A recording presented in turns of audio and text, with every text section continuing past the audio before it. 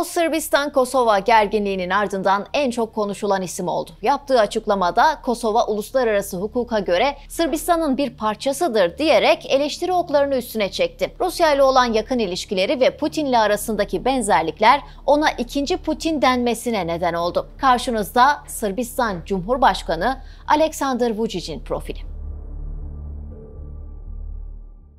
Aleksandar Vučić 5 Mart 1970'te Belgrad'da doğdu. Babası Anđelko ve annesi Angelina ekonomi mezunuydu. Annesi gazetecilik yapıyordu. Çocukluğu sorunlu geçti. Ailesi eskiden Bosna'nın merkezine yakın bir bölgede yaşıyordu. Radikal Hırvat örgüt Ustaše tarafından yaşadıkları bölgeden kovulmuşlardı. Vučić'in büyük babası Anđelko ve onlarca yakın akrabası bu örgüt tarafından öldürüldü. Ardından babasının doğup büyüdüğü yer olan Belgrad'a yerleştiler. Bu yaşananlar nedeniyle ailesi onu radikal şekilde Sırp milliyetçisi olarak yetiştirdi. Yeni Belgrad'da büyüdü. İlk öğrenimini de burada aldı. Ardından Gimnazyum denen üniversiteye hazırlık için gidilen ama lise seviyesinin üstünde olan bir okula gitti. Bu dönemde sıkı çalışarak Belgrad Üniversitesi'nde hukuk okudu. Mezun olduktan sonra İngiltere'ye gitti. Burada İngilizcesini geliştirdi. İngilizcenin yanında Rusça ve Fransızca da öğrendi. Hukuk okumuştu ama mesleğini yapmıyordu. Londra'da tüccar olarak çalışıyordu. Pek çok meslek değiştirdi. İngiltere'den Bosna Hersek'e geçti. Burada da gazeteci olarak çalışmaya başladı. Gazetecilik yaptığı dönemde verdiği iki görüntü hafızalara kazındı. Bunlardan biri Bosna kasabı olarak tanıdığımız savaş suçlusu Radovan Karadzic ile yaptığı röportajdı.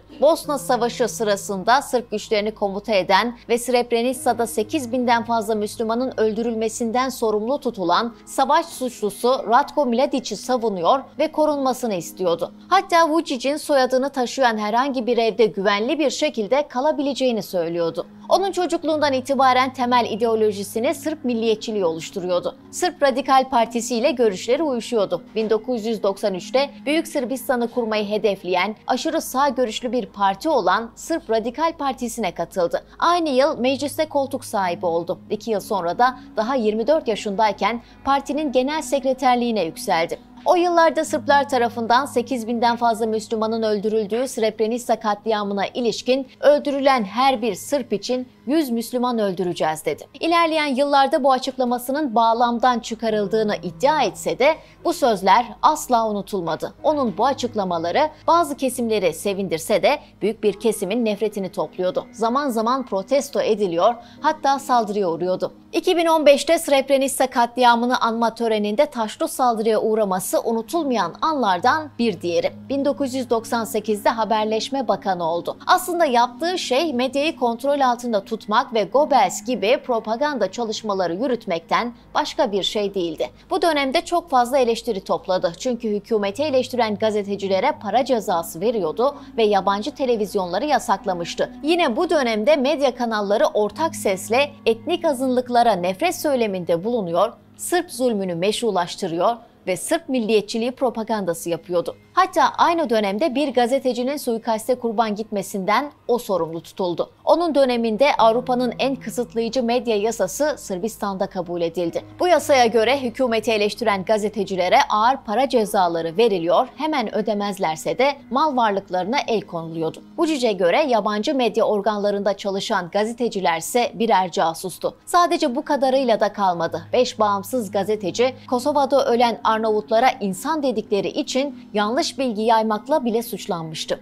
Medya üzerindeki bu baskısı özellikle kriz dönemlerinde daha da şiddetleniyordu. Vučić muhalefet kanadındayken özellikle de buldozer devrimi sonrasında muhalefetin en önemli isimlerinden biriydi. Oldukça popülerdi. Sık sık televizyon programlarına katılıyordu. The Pyramid isimli yarışma türünde bir programda birinci oldu. Televizyonda yayınlanan dans, müzik ve oyunculuk programlarına katılarak jüri üyesi oluyordu. Sırp halkı onun bu yönünü seviyordu. Sık sık ilginç görüntüler veren Vučić bazen bu görüntülerle anlaşılmakta zorlanıyor olabilir. Çünkü ne amaçladığını anlamak gerçekten zor. Onu bir metro açılışında dışarıda olmayan kalabalığa el sallarken görmek de mümkün. Röportaj verirken yine boşluğu selamlarken görmekte. Lavrova hemen önünüzde tavana bir ip bağlayıp kendimi asabilirim dediğini de duyabilirsiniz. Hatta kendisinin buzdolabından çıkmışlığı bile var. Vučić 2008'de Sırp Radikal Partisi'nden ayrıldı. 2004 ve 2008 yıllarında 2 defa Belgrad Belediye Başkanlığı'na adaylığını koysa da ikisinde de kaybetti. Bunun üzerine bir süreliğine siyaset sahnesinden çekildiğini açıklasa da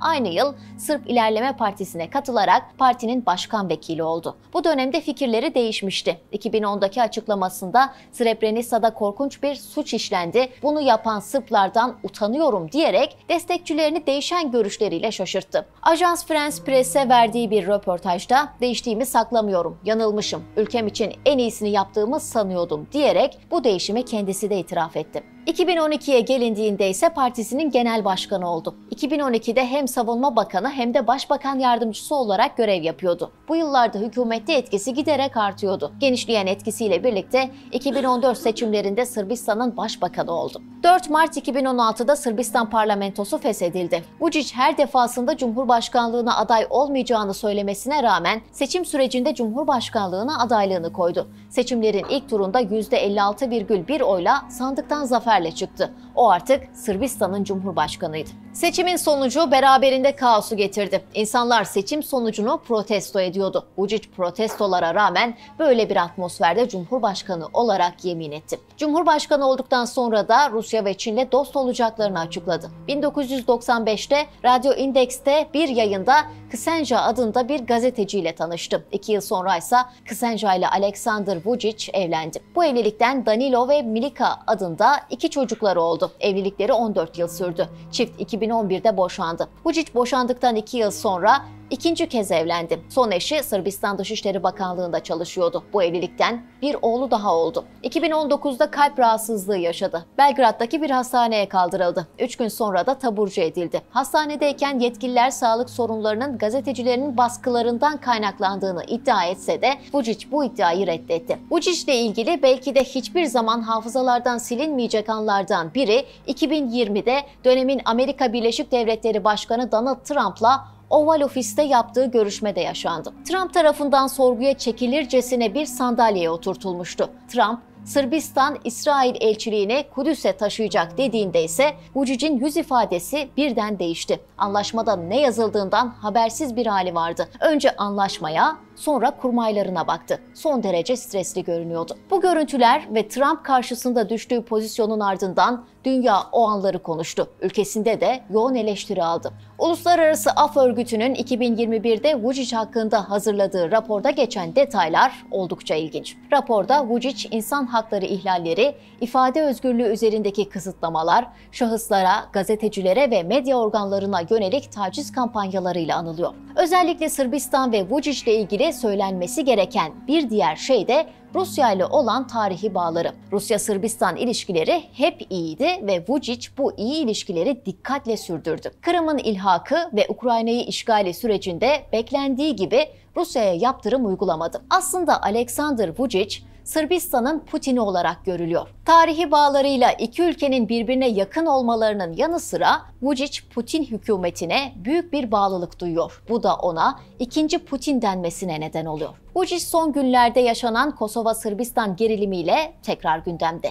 Vučić, Sırplar daha fazla vahşet görmeyecek, teslim olmayacağız ve Sırbistan kazanacak diyerek milliyetçi duygulara yönelik açıklamalar yaptı. Ardından da Kosova uluslararası hukuka göre Sırbistan'ın bir parçasıdır diyerek tansiyonu iyice artırdı. Eskiden nefret söylemlerinde bulunan, sonraki yıllarda da her fırsatta değiştiğini söyleyen Aleksandar Vučić gerçekten değişmiş olabilir mi? Aslında Sırbistan'la Kosova arasında yaşanan son gerilim bize bunun cevabını veriyor. Çünkü Kosova ile ilgili nefret dolu açıklamalarına bakıldığında değişmediği apaçık ortada.